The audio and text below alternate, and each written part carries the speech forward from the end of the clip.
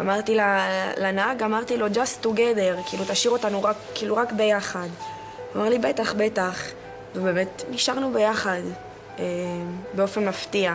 לא, הייתה לי איזו תמונה בראש, כאילו, שאני יושבת בתוך כלא, קשורה, גל וטל יחיו בעזה, כאילו, זהו. הלכו החיים, כאילו, זהו, עברנו לגור פה. חן אגם ושני הבנים הוחזקו ביחד בדירה בעזה במשך כ5 שבועות עם אותם שובים שחיו איתם 24 שעות ביממה. הם היום מדברים איתנו גם לפעמים על גלעד שליט עם איזה חיוך כזה, מסתלבטים עלינו עם זה, ואני מוכרחה לומר שזה היו החרדות שלי, שאולי זה יארך עכשיו שנים הדבר הזה. הם עפו על עצמם. שגם כאיזושהי אמירה לנו שלמדינה לא היה אכפת, תראי 5 שנים עד שהחזירו אותו. למדינה לא כל כך אכפת ממכם, למדינה אכפת מהלחימה.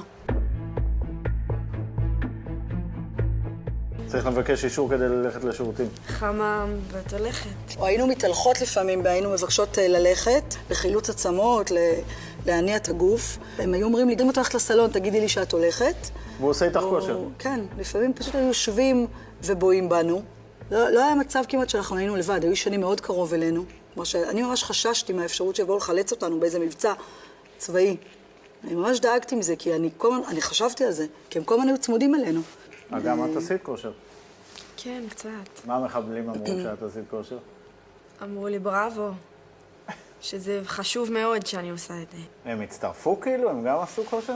לא. אבל כן היו הורדות ידיים. כן. את ואני עשינו, ואז אני ניצחתי אותה. ובגלל שהגם כל הזמן עושה כושר, אמרו, רגע, אם חן ניצחה אותה, אז בוא נעשה איתה. ואז אחד מהם היה צעיר, עשה איתי הורדת ידיים, אבל הוא הביא מגבת. למה כדי מגבת? לא... כי אסור לו לגעת בי. אישה היא מאוד... אישה היא קדושה שם.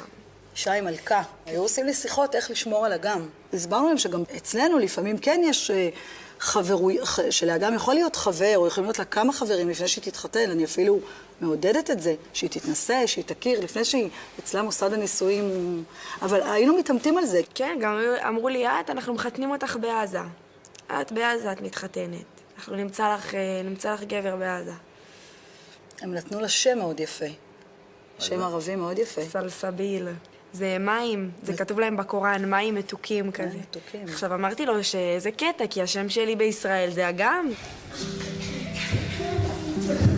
שני הבנים, גל בן ה-11 וטל בן ה-9, שלא ראו אור יום במשך תקופה ארוכה, הצליחו להתמודד עם השעמום הכבד.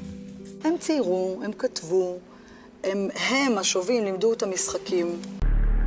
חמאס הבין שבידיו קלף מיקוח יקר מפז, משפחה שלמה בשבי ביחד.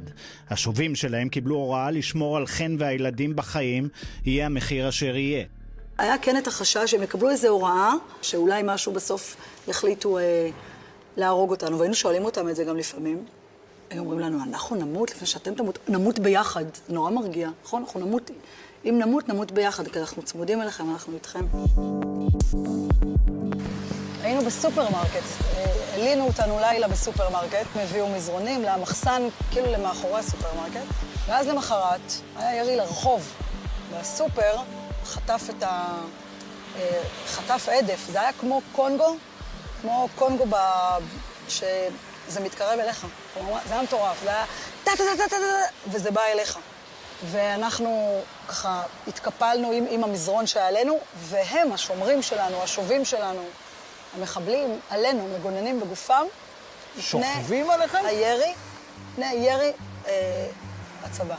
כי אנחנו מאוד היינו חשובים להם. רצו אותנו אפי. הם השתדלו לספק את האוכל, לפעמים גם קצת חלקנו עזרנו בלהכין את האוכל. את מבשלת? לא. קיבלתי נזיפה על זה גם שם בעזה, שאני חייבת לחזור, אני צריכה, מהשומרים שלנו, אני צריכה לדעת לבשל. אמרו לנו, איך כשנבוא פעם מה, תביא לנו עוגה קנויה? לא, תכיני לנו עוגה. אמרתי להם, תבואו פעם הבאה, אני אכין לכם. והם מתכננים לבוא שוב. ככל שנקה בהם, ראשם לא יורד, שלא תהיה אשליה. הם לא מתכופפים, הם יבואו יותר. זה מה שהם אומרים. הם בשכרון חושים מה7 ל10. יש להם תוכניות המשך.